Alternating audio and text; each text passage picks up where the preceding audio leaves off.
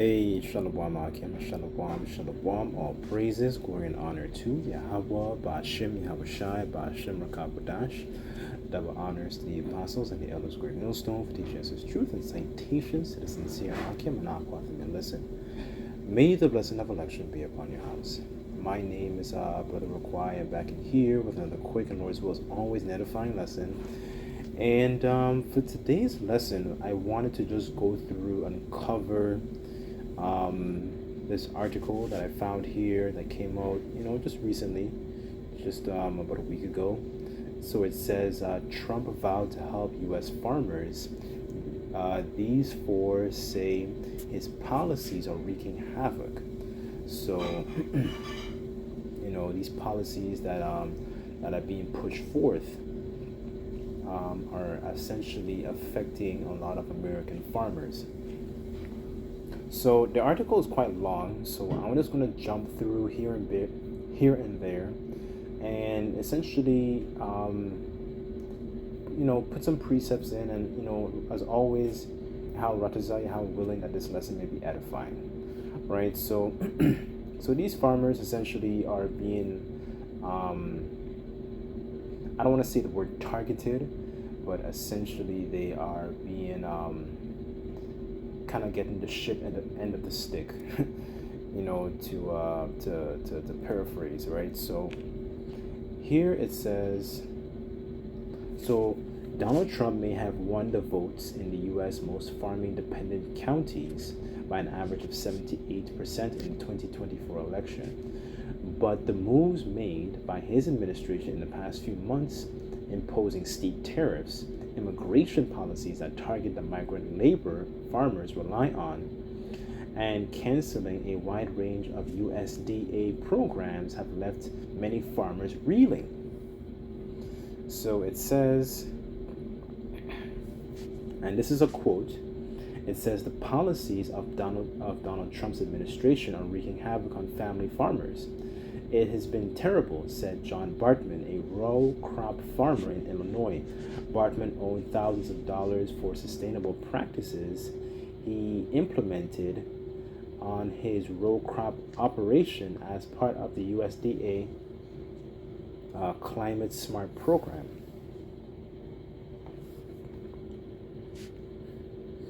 So let's go into some of these policies that were being affected.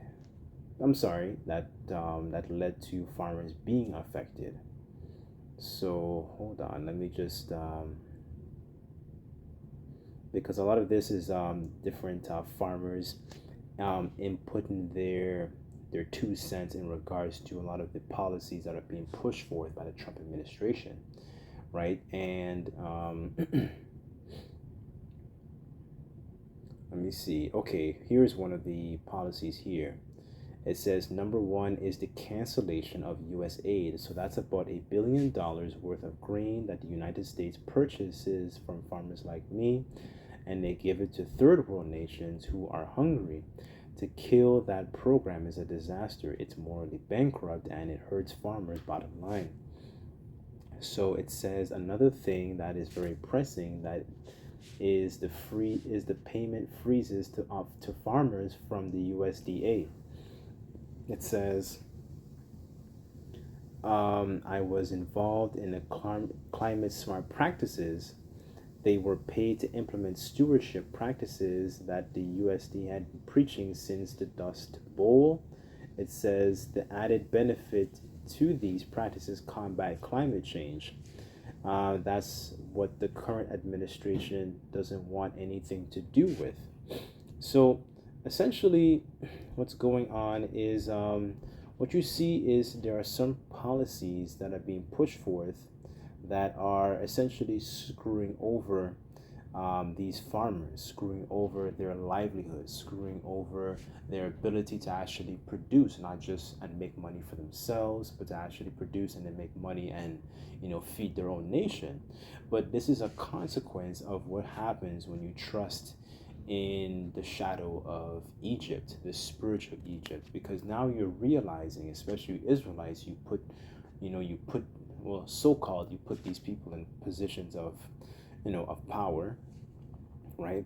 And then what happens is you start to get, or you start to experience something known as buyer's remorse, which is after you buy something, you start to realize like, oh my goodness, why did I buy this? You start to feel a deep um, sense of regret and distaste for the decisions that you made to put, essentially to put somebody like this in power, right? So before I continue, let me get two precepts. All right. Proverbs 25. So just bear with me on this. So this is Proverbs chapter 25, verse 19, and it says, confidence in an unfaithful man in a time of trouble is like a broken tooth and a foot out of joint, right? So somebody who is placing your, your livelihood in an individual like this guy who is very, very, erratic and very, he spews things out of his mouth to ruffle and rustle people's feathers and get under their skin. It's essentially it leads to, a rift. It leads to a distrust. You can't put a lot of weight on a foot that's out of joint, right? Otherwise, what happens? You fall, right? Imagine, trying to, have a broken ankle, and then you're trying to walk. It's not useful. These people that are in positions of power are not useful, right? So what is happening is people, especially the farmers here, are experiencing a sentiment of, like I said, buyer's remorse. They don't want to be able to suffer like this. They put their trust in a guy.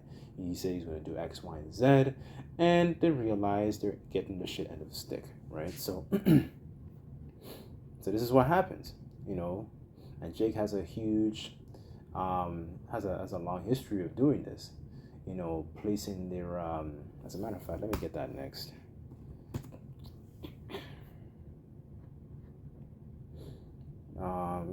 Because this is a spiritual Egypt that we're living in. So this is Isaiah 36, verse 6. And it says, lo, thou trusteth in the staff of this broken reed on Egypt, whereon if a man lean, it will go into his hand and pierce it. So is Pharaoh, the king of Egypt, unto all that trust in him, right? So this is what happens when you put your trust in an individual like this. Because what's going to happen? You realize that this individual here, right, whether it was him or if it was Kamala Harris, right, both of them, none of these candidates are leading you towards Yahweh Bashim Yahushua. That's first and foremost, right? These people are just here to fulfill the role, right? They're just here. They're not looking out for you people, right? And sooner or later, Jake, not many of our people are going to wake up to that realization because they believe in the system that is in front of their eyes. They don't see anything else, right? They don't have anything else to trust in. All they see is two options. They see the one on the left and the one on the right, and none of these people are leading you towards the Lord, right? So there's a scripture in Sirach I kind of wanted to grab before I continue, because what you see also is a souring of the livelihood of these farmers be put forth by these different policies. So let me go to, okay, just bear with me 1 second, let me find it.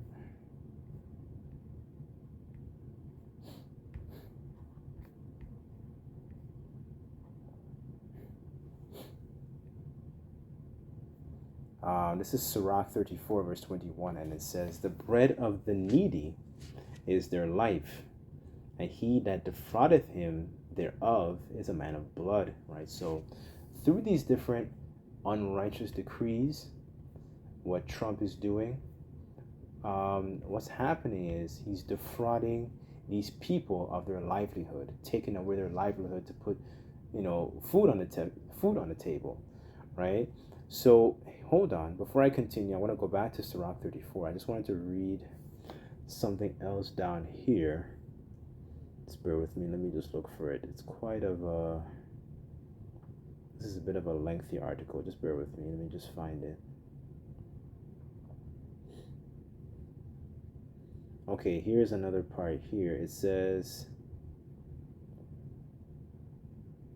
The third one is of the tariff situation. It says China has been our number one export of soybeans. 100% of soybeans that I grow are exported. During the Trump's first administration, half the soybeans that China purchased were from the United States.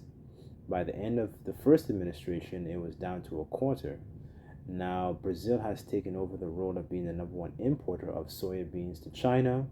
From an environmental standpoint, that means more deforestation in the Amazon. Mexican purchases for about 40% of all the corn in the United States, and he wants to have a trade war with Mexico. So now through his, so essentially what's being communicated here is that, these farmers, okay, they export a lot of these different products to these different countries. Now, what happens is when he puts tariffs on those countries now, because Trump is essentially now isolating himself and basically causing, he's making enemies, like unnecessary enemies with other nations, especially his own allies like the EU and so on and so forth, which is prophetic, right? But I'm not going to get into the EU portion of it, but what I'm really touching on is the fact that, okay, with these different policies and what Trump is doing, it's causing a rift between America also and these other countries. So the tariff situation, so now when the farmer goes to export different products, different produce, I should say, to these other countries, their products are going to they're going to be more expensive because of this whole tariff situation, right? So here, further down, it says the USDA. As a matter of fact, hold on, let me look that up real quick. I've been saying that a lot. USDA.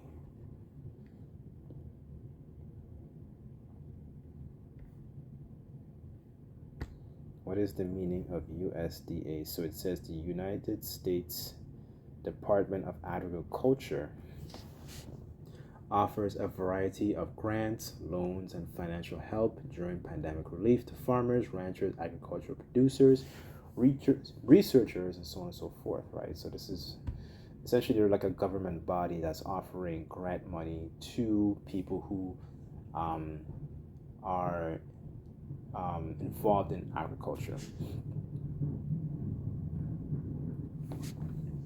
So here it says, where was I? The USDA has also canceled a lot of contracts for food pantries and school districts to purchase from local farmers.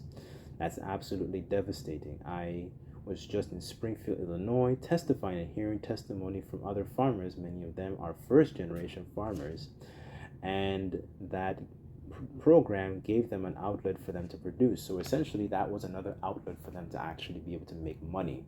But now what Trump is doing is causing canceling a lot of these different programs, so that ruins, going back to the precept I ruined earlier, it ruins the farmer's livelihood, and now they're taking that money and shipping it and then investing it in, that problem that's going on in the so-called Middle East and Ukraine and whatever, right? So they have all these millions and dollars to ship over to that part of the world, but when it comes to actually taking care of your citizens, excuse me, you realize that he's really screwing over you people, right? But this is what happens when you, going back to the precept I brought out earlier, in regards to, you lean upon this broken reed, and this is what happens. It's piercing you, and it's realizing it's ruining your livelihood, right? So Jake, especially, you Israelites, that have like, you think that your sense of salvation is encapsulated by having your own farm or having your own, your own business and those types of endeavors, right? Realizing that these policies can come and tackle every one of you, right? You can't circumvent the curses. You can't circumvent, what's happening, right? You can't circumvent and think that, these things are going to not affect you, right? But let me continue. As a matter of fact, let me go back to Sirach 34. This is verse 22, and it says, "He that taketh away his his neighbor's living, slayeth him, and he that defraudeth the laborer of his hire is a bloodshedder," right? So what's happening is, through these different policies, Trump is taking away the livelihood and essentially, causing, a distaste, because these people now put their trust in this individual. And what does that happen? That inflames certain sentiment that are spoken about in Second Ezra, the 15th chapter, right? So let me just read a little bit more down here, and then I'll go to that in a quick sec, just to solidify that point. As a matter of fact, let me get it right now, and then where is it? Second Ezra.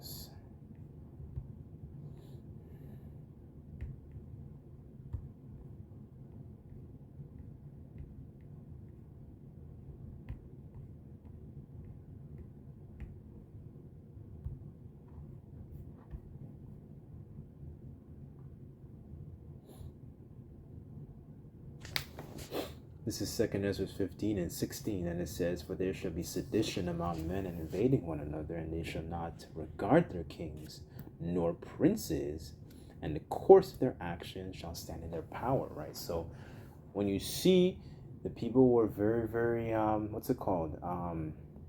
deeply affected by the Biden administration. Now Trump comes off as so-called angel of light, thinking he can rescue and save the people and bring back the golden years of America and bring it back to life and so on and so forth. Like, we already know the prophecy, Babylon won't be healed. Let's, forsake her, and, there's no balm for the pain, as the scriptures say. But, he was propped up as such, as that savior for Babylon, right? And now what's happening is, as time goes by, you realize that, all these different policies that are being put forth without the people's knowledge, they're really affecting, the, I don't want to say the middle class, but the regular, everyday American people, especially, these Edomites, especially you Jakes too, because a lot of these programs are being cut from a lot of your neighborhoods, like whatever social welfare, because there were a lot of women that were complaining on TikTok and social media about not receiving their government checks, right? So Trump's all these policies are affecting everybody, right? So let me go back to the article here, because it basically kind of gives a rundown of different testimonies by different farmers.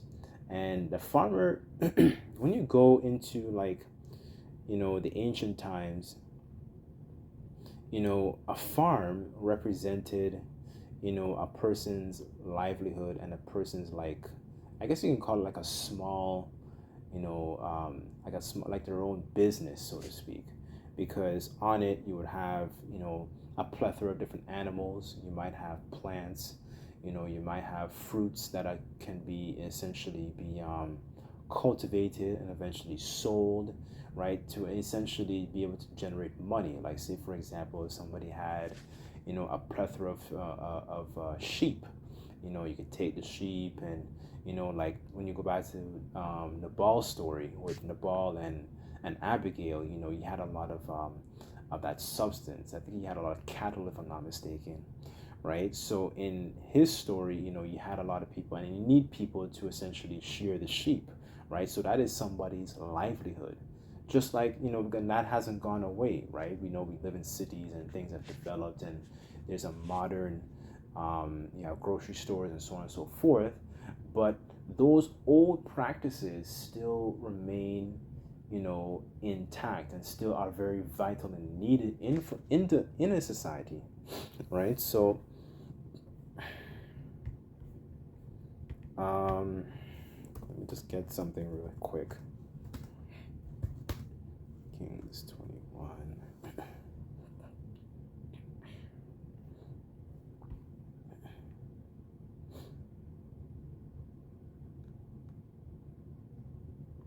Okay, I'll just start at the top here because I just wanted to make this quick point about farms, and it could be something that is passed on from your father, and passed on onto the children for them to take care of and essentially manage, right? It's a person's livelihood, right? So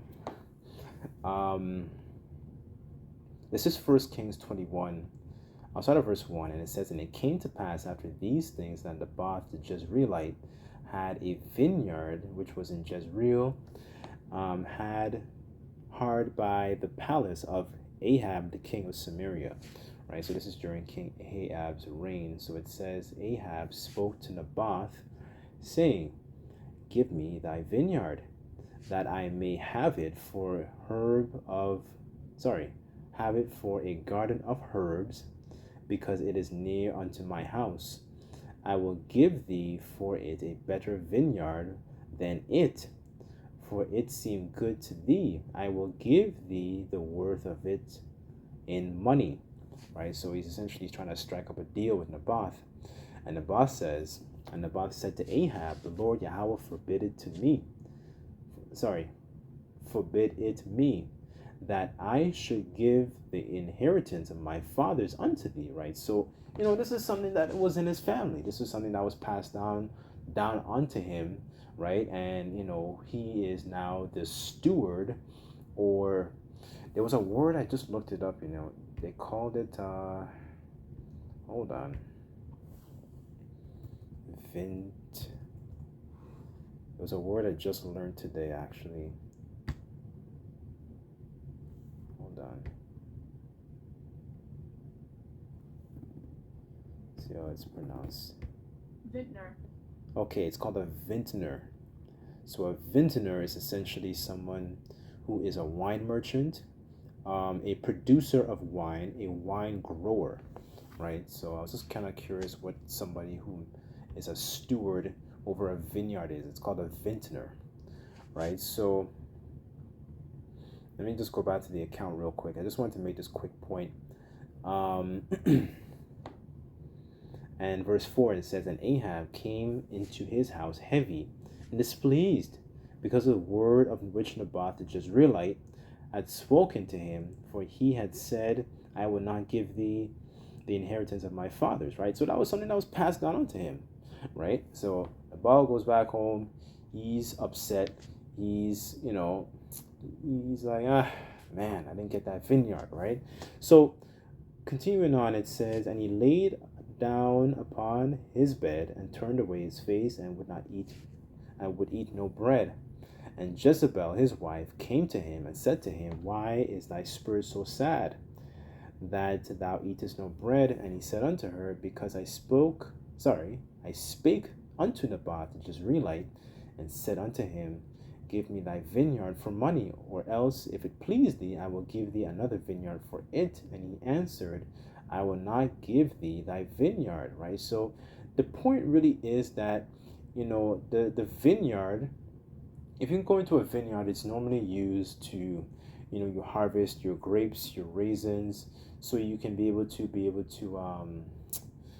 produce wine. So it's a mechanism of, in the ancient times, was something we used to be able to actually generate money and actually have our own. Essentially, it's kind of like your own business, but you're essentially living off the land, right?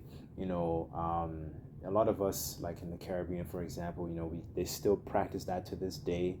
Not necessarily a vineyard per se, but you might have a couple of sheep, goats, cattle, that you tend to, and you use them.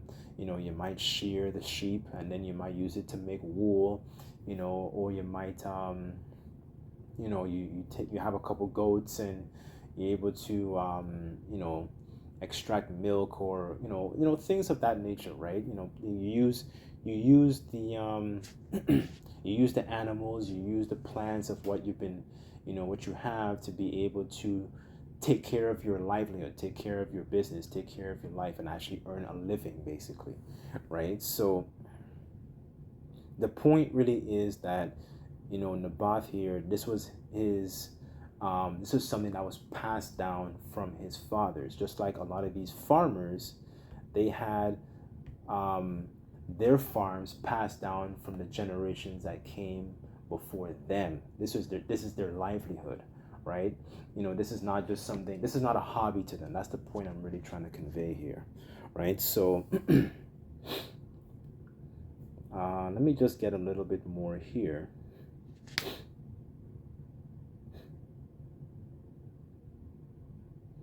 There was another point they mentioned. Okay, here it is. Here it is.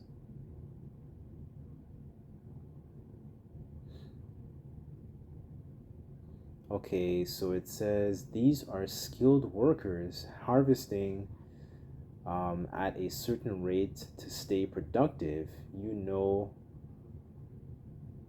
have to know your trade. A skilled mushroom picker can pick about 75 to 18 pounds an hour.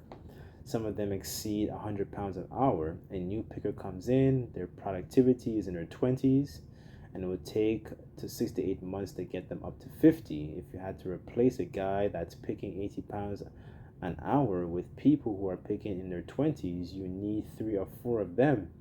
We have a lot of respect and admiration for these people. They're really underappreciated, right? So he's kind of basically touching on a lot of these migrants that were working on the farm also. And now that also touches what Trump has essentially done also, is because there were a lot of, migrants that were essentially working on the land also, but he's messing with their livelihood and their bread also by getting them, and they're not able to work, they're not able to essentially take money and use that money to take care of themselves and their families, right? So it says here, I'll just read this last paragraph, and it says, I have a friend who is in the farming business. About a month ago, there was an ICE, which stands for Immigration and Customs Enforcement, raid in the area. The following day, most of his employees didn't show up. Even the people who have been there for a long time, they're listening to the news and hearing that people with green cards are now being deported. The fear factor has been heightened significantly. That's what happened with the new administration coming in. So essentially, this is what happening, through these different policies. These people are being screwed over because the Trump is making it on is making society, well, the American society, I should say, uninhabitable for people to be able to provide for themselves, right? So, you know what?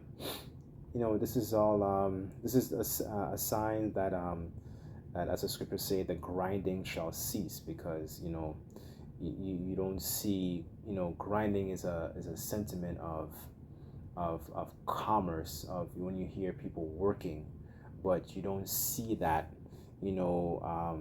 essentially you seeing a dwindling of that, through these different policies that Trump is being put forth, because this is what happens when you trust in a serpent, right? The scriptures say, never trust thine enemy. As his iron rusteth, so is his wickedness. Our people don't seem to understand that, because just because you have some comforts and luxuries, so-called, comforts and luxuries and so on and so forth, it doesn't mean that, your enemy is no longer going to be able to bite you. And this is what's happening. You're being bitten, and now you're feeling the sting, you're feeling the pinch, you're feeling the squeeze, right? I guess I'll leave off with this last precept here. Psalms, goodness, what happened?